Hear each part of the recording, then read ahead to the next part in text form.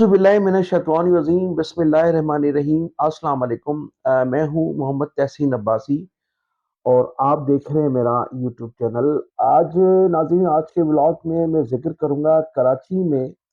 جو بڑھتے ہوئے ٹریفک کے مسائل ہیں،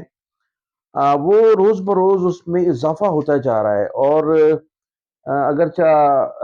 جو اس وقت موجودہ ڈی آئی جی ہیں جنہیں چند روز کے لیے ہٹا دیا گیا تھا، پیر محمد شاہ صاحب کو دوبارہ ڈی آئی جی ٹریفک لگا دیا گیا ہے۔ انہوں نے جب اس سے قبل وہ ڈی آئی جی ٹریفک تھے تو کچھ اصلاحات کی تھیں کراچی کی ٹریفک کے مسائل حل کرنے میں،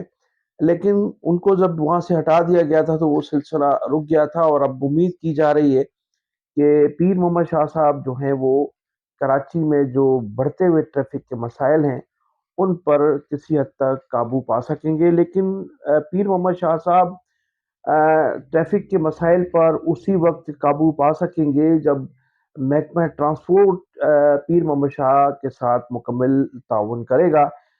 ماضی میں محکمہ ٹرانسپورٹ کے جو معاملات ہیں وہ ان کا کوئی اتنا اچھا ریکارڈ موجود نہیں ہے، اور حکومت سندھ کی جانب سے جو قانون بنائے جاتے ہیں یا جن عوام کی سہولیات کے لیے جو اصول و ضوابط بنائے جاتے ہیں اس پر محکمہ ٹرانسپورٹ عمل نہیں کرتا، اور وہاں ہزاروں لاکھوں روپے کی رشوت کی وجہ سے وہ قانون کی دھجیاں اڑا دی جاتی ہیں۔ اب کراچی میں جو ٹریفک کے مسائل ہیں اس میں جو سب سے زیادہ بنیادی جو خرابی ہے وہ یہ ہے کہ انٹر سٹی بس جو ہے وہ تمام بس اڈوں کو قانون کے مطابق شہر سے باہر منتقل کر دیا گیا ہے، اور اس کے تمام پرمٹ جو ہیں وہ سراب گوٹ سے ایشو کیے جا رہے ہیں۔ بظاہر طور پر قانونی طور پر جو پیپرز جو ہمارے ان کے بنائے جاتے ہیں اس پہ لکھا ہوتا ہے کہ وہ سوراب گوٹ سے ان کو سوراب گوٹ کے بعد سے ان کو ایشو کیا جائے گا، لیکن انٹر سٹی جو ٹرانسپورٹ کا سسٹم ہے، جو بس خلاف قانون جو بس اڈے بنائے گئے شہر میں، وہ ایک بڑی تعداد میں خلاف قانون بس اڈے چل رہے ہیں، اور ان کو پوری طرح سے نہ صرف وہاں کی مقامی پولیس کی بھی سرپرستی حاصل ہے، اور اس کے ساتھ ساتھ محکمہ ٹرانسپورٹ تو بھرپور ان کو سپورٹ کرتا ہے۔ اور یہی وجہ ہے کہ کراچی میں ٹریفک کے مسائل روز بروز بڑھتے جا رہے ہیں۔ سب سے پہلے تو میں کراچی کا جو مین جو اڈا ہے لیاقت آباد 10 نمبر پر،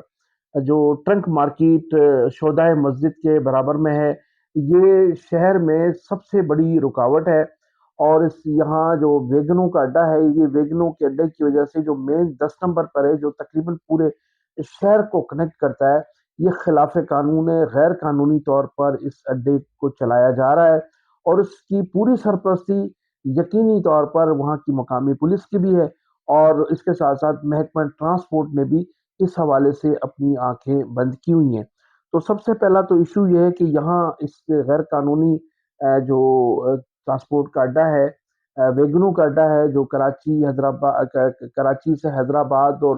سندھ کے مختلف علاقوں میں یہاں سے ویگنیں چلائی جاتی ہیں۔ بڑے پیمانے پر اس کی جو ہے وہ یہاں تقریباً 400 سے 500 ویگنیں جو ہیں یہاں سے نکلتی ہیں، اور پھر یہاں جو ہے ٹریفک کے مسائل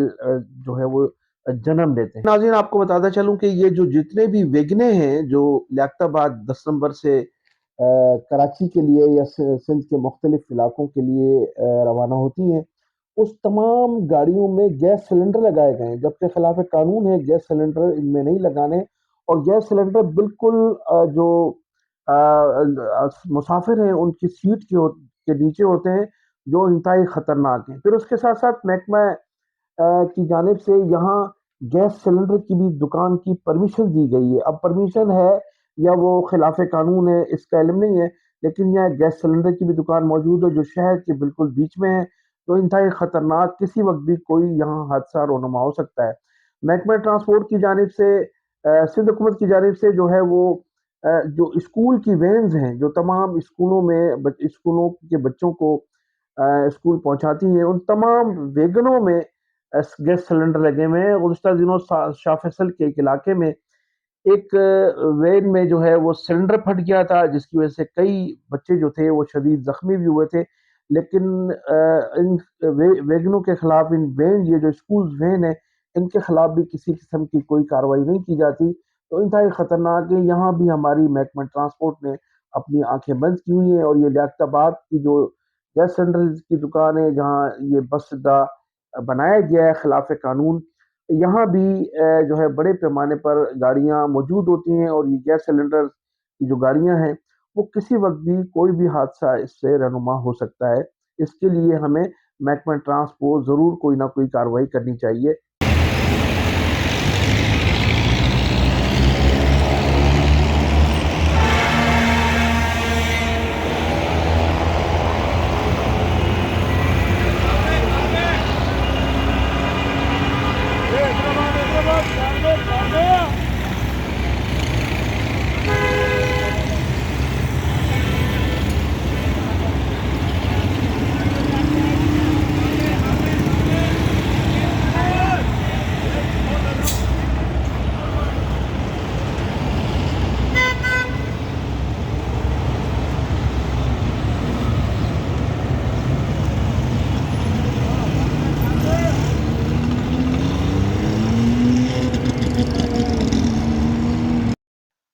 اب میں تھوڑا سا ذکر کروں گا، لیکن اس کی میں پوری تفصیل جو ہے آپ کو سیکنڈ بلاک میں بتاؤں گا، کہ ایک بس اڈا کورنگی میں بھی ہے جو خلاف قانون ہے، اور وہاں بھی غیر قانونی طور پر اس کورنگی میں اس اڈے کو چلایا جا رہا ہے۔ یہاں سے میرپور خاص عمر کوٹ کے لیے جو ہے وہ کراچی کے لیے بسیں روانہ ہوتی ہیں، اور یہاں گزشتہ دنوں مسافروں کے ہاتھوں ایک ناصر کنڈکٹر تھا، وہ بھی ہلاک ہو چکا ہے، کیونکہ وہاں ناصر جو کنڈکٹر تھا اس نے بڑی تعداد میں لوگوں کو بسوں کے اوپر چڑھا دیا تھا، اور ان سے جو تھا وہ پیسے بھی ڈبل وصول کر رہا تھا، جس وجہ سے مسافروں نے مشتعل ہو کر اس ناصر کو ہلاک کر دیا تھا، اور پھر اس کی خبریں بھی روکی گئی تھیں نیشنل میڈیا پر، اخبارات میں، ٹی وی چینلز پر خبریں بھی چلانے سے روک دی گئی تھی۔ تو یہ واقعہ بھی رونما ہو چکا ہے کورنگی کے اس اڈے پر۔ تو کس کورنگی اڈے کو کون چلا رہا ہے، کیسے چلایا جا رہا ہے، کس جگہ پر ہے، اس کی بھی میں آپ کو تمام تفصیلات انشاءاللہ تعالی سیکنڈ بلاک میں بتاؤں گا۔ جو یہاں بھی خلاف قانون نہ صرف اڈا چلایا جا رہا ہے، بلکہ اس اڈے سے نکلنے والی جو بیشتر گاڑیاں ہیں ان میں بھی گیس سلنڈر لگائے گئے ہیں، جو حکومت کی جانب سے جس کے لیے سختی سے جو ہے وہ روکا گیا ہے، لیکن اس کے باوجود بھی اس پر عمل درآمد کیا جا رہا ہے۔ لیاقت آباد میں جو شہدائے مسجد اور ٹرنک مارکیٹ کے درمیان جو ایک ویگن کا اڈا موجود ہے، جس کے متعلق میں نے آپ کو پوری تفصیلات سے آگاہ کیا ہے، تو یہ چوک جو ہے یہاں عموماً رش رہتا ہے 24 گھنٹے، اور پھر اس کے بعد ہوتا یہ ہے کہ جو ہب سے آنے والی گاڑیاں ہیں اور وہ بھی یہاں سے گزر کر جاتی ہیں، جس کی وجہ سے یہ جو علاقہ ہے یہ خاصا کنجسٹڈ ہو جاتا ہے، اور یہاں آنے جانے کے لیے خاصی پرابلم ہوتی ہے۔ لیکن پولیس کی نااہلی اس کو کہیں، یا محکمہ ٹرانسپورٹ کی جو ہے وہ نااہلی کہا جائے اس کو، لیکن یہاں نہ صرف عوام پریشان ہے بلکہ اس چوک کی وجہ سے کراچی کا 50% علاقہ متاثر ہوتا ہے، اور یہاں ٹریفک عموماً جام رہتی ہے۔ ناظرین، اسی طرح سے ایک نیلم کالونی میں بھی غیر قانونی اڈا بنایا گیا ہے، اور اس نیلم کالونی سے جو اڈا ہے وہاں کی گاڑیاں 3 ہٹی سے گزر کر جاتی ہیں۔ 3 ہٹی پر ویسے بھی خاصا رش موجود ہوتا ہے، تو وہاں بھی ایک جو ہے وہ خاصا رش ہو جاتا ہے، جس کی وجہ سے ٹرانسپورٹ اور ٹریفک جو ہے وہ عموماً ٹریفک بلاک ہو جاتی ہے، اور وہاں ہزاروں کی تعداد میں منٹوں میں گاڑیاں جمع ہو جاتی ہیں۔ تو یہ بھی ہمارے لیے ایک پورے شہر کے لیے درد سر ہے، اور اس میں بھی ان دونوں اداروں کی جو ہے وہ نااہلی شامل ہے۔ اب میں ذکر کروں گا ڈسٹرکٹ کاؤنسل میں، ڈسٹرکٹ سینٹرل میں چلنے والے غیر قانونی اڈوں، بسوں، ویگنوں کے خلاف ایس ایس پی تھے قمر وہ تھے قمر عباس رضوی صاحب۔ تو ایس ایس پی صاحب نے اور ایس ایچ او صاحب لیاقت آباد نے ان کے خلاف باقاعدہ ایف آئی آر درج کی تھی، کہ یہ خلاف قانون یہاں سے گاڑیاں روانہ ہوتی ہیں، اور یہ خلاف قانون ہے تمام اڈے جہاں سے یہ گاڑیاں روانہ ہوتی ہیں۔ تو ایف آئی آر درج کی گئی، اور چند گھنٹوں کے بعد جو ہے کچھ قمر عباس رضوی صاحب نے کچھ لوگوں کو اس حوالے سے گرفتار بھی کیا تھا، 4 گاڑیاں بھی بند کی تھی، لیکن چند گھنٹوں کے اندر اندر ہی طاقتور مافیا نے اس میں مداخلت کی، اور محکمہ ٹرانسپورٹ نے آ کے نہ صرف ان گاڑیوں کو بھی چھڑوایا بلکہ ان اڈوں کو دوبارہ شروع کر دیا ہے۔ تو اب یہ جو طاقتور مافیا ہے، کہا جاتا ہے کہ اس میں ہماری حکومت کے جو کارندے ہیں وہ پوری طرح سے ملوث ہیں، اور جس کی وجہ سے یہ خلاف قانون جو ہے اڈے چلائے جا رہے ہیں۔ میں آئندہ بلاگ میں آپ کو بتاؤں گا کہ کراچی کے علاقے،